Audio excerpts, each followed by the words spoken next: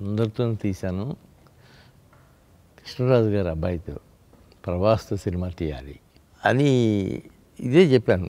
నాగి నువ్వు ఆలోచించే స్క్రిప్ట్లో ఎక్కడన్నా ఒకటి ప్రభాస్కి వస్తుందేమో చూడు అని.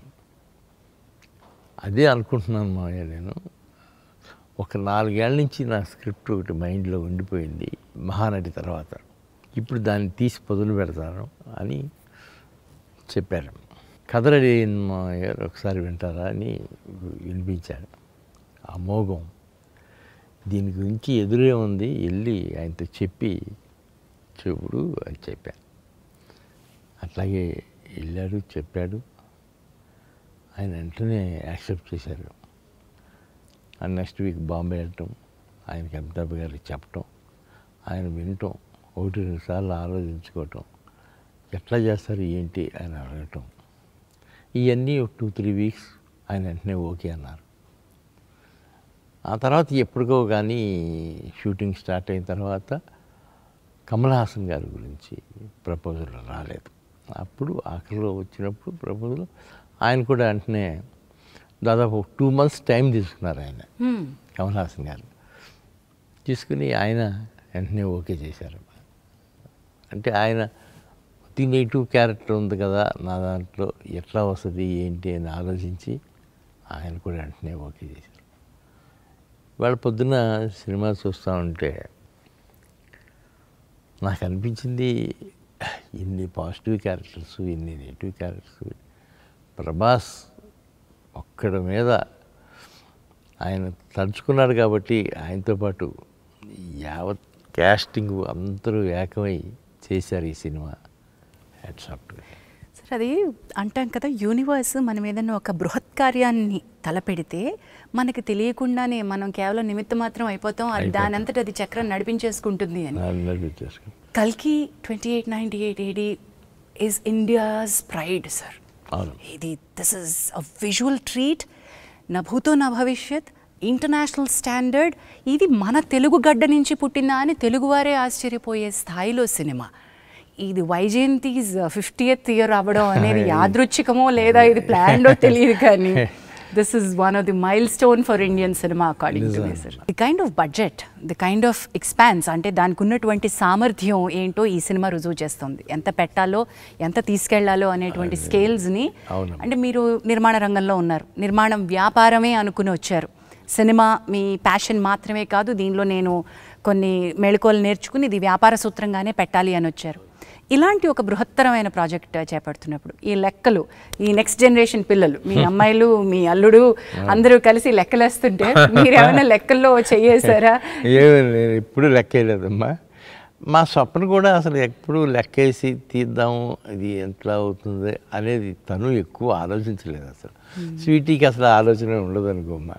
అసలు లెక్కకి అందుకోలేని సినిమా అమ్మ ఇది. అబ్సల్యూట్లీ లెక్కకి అందుకోలేని సినిమా. ఎంత బాగా చెప్పారు అసలు.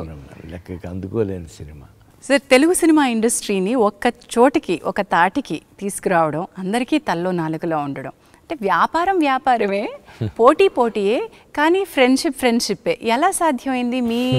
మీ నిర్మాణ సంస్థతో పాటు మీరు మరికొంతమంది, ఇప్పుడు ఫర్ ఎగ్జాంపుల్ రాఘవేంద్రరావు గారితో కానివ్వండి, అల్లు అరవింద్ గారితో కానివ్వండి, దిగ్గజాలందరూ ఓ చోటికి ఎలా చేరారు? ఎప్పుడు అంటే రాఘవేంద్రరావు గారు ఉన్న చోట మొత్తం అందరం ఒక చోటే ఉంటాం కదా. అలాగే ఉన్నప్పుడు అరవింద్ గారు, నేను ఒక రోజున ముందు ఈ పెళ్లి సందడి తీసేటప్పుడే అరవింద్ గారు, నేను రాఘవేంద్ర గారితో అన్నాం, ఏదన్నా ఒక కాంబినేషన్లో చిన్న సినిమా లాంటిది తీద్దామండి సరదాగా. అదైతే నేను రెడీగానే ఉన్నాను, నేను కథ కూడా చెప్తాను మీకు అని ఆయన నెక్స్ట్ 2 daysలోనో 3 daysలోనో కథ చెప్పారు. వెంటనే స్టార్ట్ చేసామమ్మ. అది పెళ్లి సందడి. అట్లా పెళ్లి సందడి చిన్న సినిమా ఎలా అయింది సార్? మొదలుపెట్టినప్పుడు చిన్న సినిమానేనమ్మ. అది 1 crore 20 lakhs అంత అయింది, ఇంక్లూడింగ్ రాఘవేంద్ర రెమ్యునరేషన్. అది 11,30,00,000 కలెక్ట్ చేస్తుందమ్మా. అది వాట్ అ రేంజ్! ఈ రోజు మనం ఈ ఫిగర్స్ మాట్లాడుతున్నాం అంటే మరి అది సక్సెస్ రేట్లో ఎక్కడుందో చెప్పలేమమ్మా. అది తర్వాత పరదేశీ తీసాం, అది కూడా పర్వాలేదు.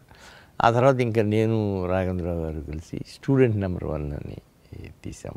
స్టూడెంట్ నెంబర్ 1 ఇస్ అగైన్ సంచలనం. మీరు ఒక అంటే సంచలనం. ఇంటర్నేషనల్ పునాది అక్కడి నుంచి స్టార్ట్ అయింది.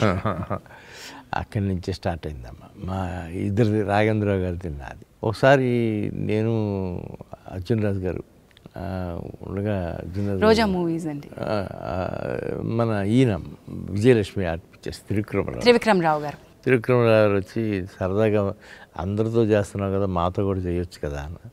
అలాగేనండి చేద్దామని నేను, త్రివిక్రమరావు గారు, దేవివర్ ప్రసాద్ కలిసి అమరాజీనామా. ఇది చూడండి, అంటే మనం సినిమా గురించి మాట్లాడినప్పుడు నిర్మాతలు ఒక్క చోటకి రావడం ఏంటి, ఒక స్నేహపూరిత వాతావరణంలో వ్యాపారం చేయడం అట్లాగే అమరాజీనామా, అట్లాగే అది సూపర్ సక్సెస్ అయిందమ్మా. అది బాగా విపరీతమైన పేరు వచ్చింది.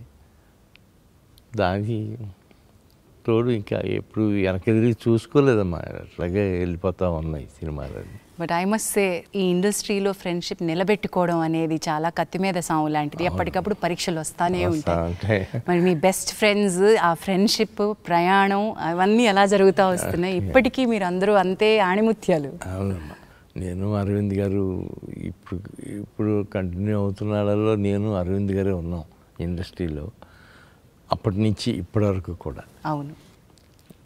అట్లాగే ఆయన పెద్దగా నాకు ఫోన్ చేసి ఎంకరేజ్ చేస్తుంటారు. ఏంటి ఆ సినిమాలు ఎలా తీస్తున్నారండి, మీకే తర్వాత ఏంటి, మీరే తీయగలుగుతారు ఇట్లాంటి అని ఆయన అంటుంటారు, నేను ఆయన అంటుంటాను. బట్ ఇప్పుడు ఒక కాంబినేషన్స్, తెరపై వెలిగినటువంటి ఒక ప్రభ, మీ కాంబినేషన్లో ఒక ఒక అద్భుతాన్ని మేము చూసాం. అది జగదేక వీరుడు అతిలోక సుందరి.